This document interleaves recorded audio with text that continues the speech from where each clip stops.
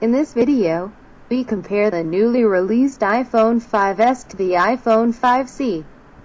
Both devices are great and suit two different types of people. Specifications are a big thing, but the average use is also crucial. Which one is dominant? The iPhone 5s is really well made, but I honestly love how the iPhone 5c feels. Not cheap whatsoever.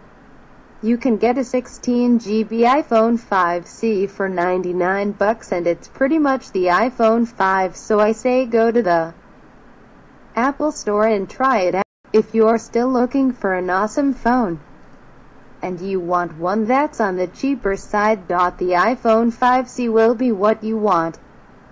But if you're the type who like to have the best of the best, go get the iPhone 5s.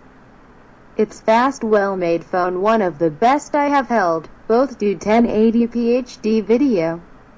Well, thanks for watching.